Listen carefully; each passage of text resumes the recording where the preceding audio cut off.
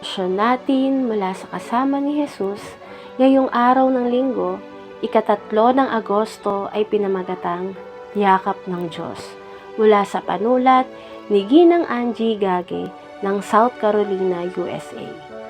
Ating pong basahin ang Aklat ng Awit, Kabanata 56, talatang 1 hanggang 13 at bigyang pansin po natin ang sinasabi sa talatang 8. Ang taglay kong suliranin na babatid mong lahat, pati mga pagluha ko'y nakasulat sa iyong aklat. Nag-volunteer ako sa bilangguan ng mga kababaihan.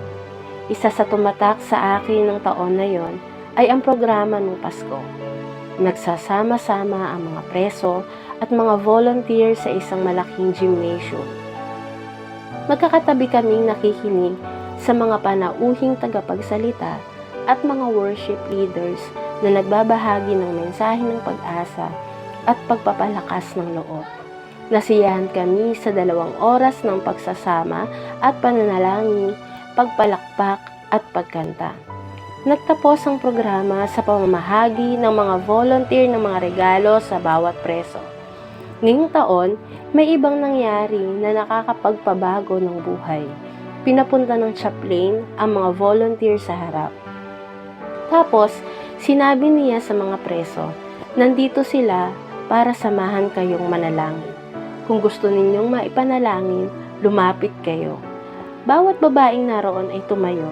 Tahimik naman silang minasdan habang isa-isa silang lumalapit para maipanalangin.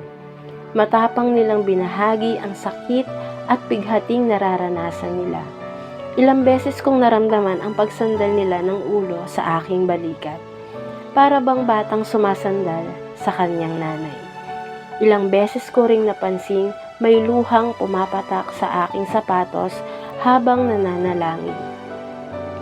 Pinaalala ng mga ito sa akin na nakikita ng Diyos ang bawat luha natin at niyayakap niya tayo sa ating pagdadalamhati.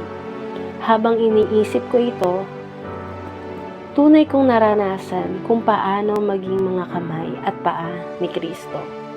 Kaya sa araw na ito, atin upong ipanalangin ang mga chaplain at volunteer sa bilangguan. Tayo po ay manalangin. O Diyos, salamat sa pagpapaginhawa ng aming loob, gaya ng ginagawa ng mga ina sa kanilang anak. Tulungan mo kaming lumapit sa iyo sa panahong nahihirapan kami. Tulungan mo kaming iparanas sa aming kapwa na pwede rin nila kaming maging kanlungan at takbuhan. Amen.